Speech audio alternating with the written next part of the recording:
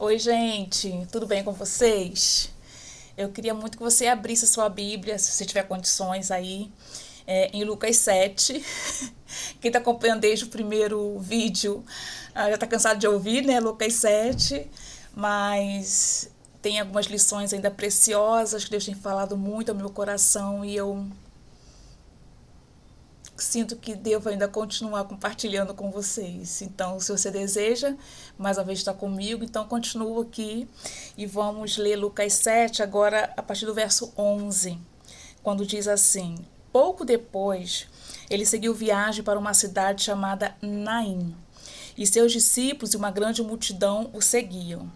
Quando chegou perto da porta da cidade, estavam levando para fora um morto, filho único de uma viúva, e uma grande multidão da cidade o acompanhava. Logo que a viu, o Senhor se encheu de compaixão por ela e disse-lhe: não chores. Perceba que a gente acabou de ver algumas coisas aconteceram até o verso 10, né, de Lucas 7, onde tinha um homem, um servo do centurião, que ele estava enfermo. Jesus chega a tempo, então, de trazer a cura.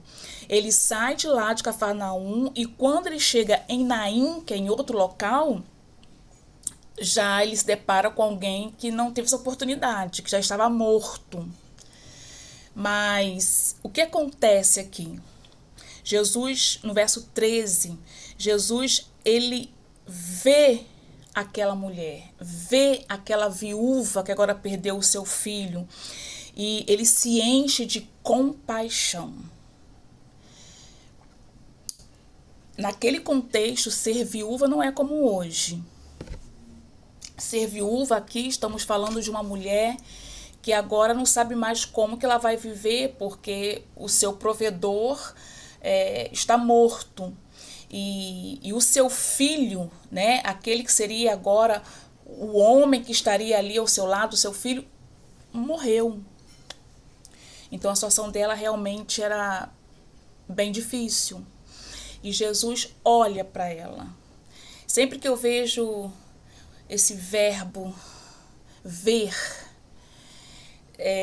se referindo a Jesus, isso mexe comigo. Todo o texto, né? Quando fala que Jesus viu Zaqueu, né? E interessante porque nessa questão de Zaqueu, que eu trago aqui, né, entre parênteses, Zaqueu foi ver Jesus, mas Jesus é quem o vê primeiramente. Então, esse olhar de Jesus, essa capacidade de, em meio à multidão, ele olhar é algo extraordinário. E saber que ele olha para mim, em meio a tantas pessoas, tantas e tantas e tantas e tantas pessoas, ele olha para mim, ele olha para você. Não importa a multidão, ele tem os olhos fitos em nós e conhece as nossas necessidades e sabe a dimensão das nossas necessidades, das nossas dores, e ele vem para trazer a nós o seu consolo, trazer a nós a resposta que nós não temos.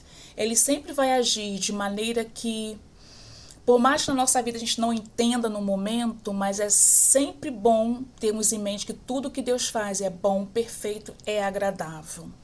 Nesse caso aqui, ele vai estar fazendo algo extraordinário. A gente vai ler mais pro final que ele ressuscita esse filho, traz de volta esse filho para essa mãe que ficaria sozinha. Mas antes de abordar sobre essa questão, que nem vou falar aqui nesse vídeo, quando ele vê a viúva, quando ele se enche de compaixão, ele fala assim para ela: não chores. Sempre que Jesus fala algo para nós, não faça, aqui no caso, não chores, nunca é simplesmente ou por um capricho ou simplesmente não faça. Sempre há um porquê, sempre há uma motivação, sempre há algo que sustenta essa palavra para nós não fazermos. Como assim não chorar? Como assim não chorar num velório? Como assim não chorar diante da perda de um filho? Como assim não chorar? Momento fúnebre, terrível, de profunda dor. Como assim não chores? Mas você sabe que há situações em que a gente vive e que parece que a gente está ouvindo assim Jesus falar, não chore. Mesmo que a situação seja para chorar, mesmo que a gente entenda que é um tempo para tudo, inclusive o tempo para chorar. Mas a verdade é que quando a gente entende que apesar do momento ser de choro, e a gente ouve esse não chores de Jesus, é porque ele sabe que não há mais necessidade dessas lágrimas, porque ele já providenciou a saída, o escape, a vitória para nós. Ele falou, não chore, porque ele já vislumbrava aquilo que estava para acontecer. A viúva não. Mas ao confiar na palavra de Jesus, falando assim para nós também, quando ele fala, não chores para mim e para você, se confiarmos na sua palavra, nós iremos seguramente parar de chorar. Porque não haverá mais razão para essas lágrimas. O que era motivo para essa viúva que perdeu o seu filho, era a perda dele, e agora ele estava voltando para ela. O Senhor Jesus trouxe da morte, né?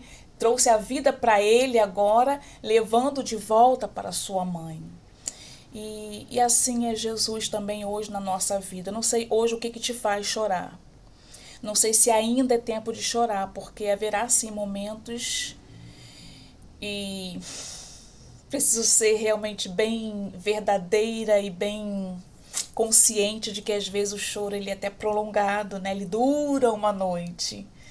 Mas chega o momento em que ele fala, não chores mais. E quando ele fala, é hora de confiar, porque ele sabe o que ele está falando. Ele já vislumbra. Então vamos confiar nesse olhar de Jesus, esse olhar para cada um de nós individualmente e esse olhar para aquilo que ele já está realizando num plano em que no momento a gente não pode ver, perceber, mas que já é uma realidade nesse campo, nessa área espiritual.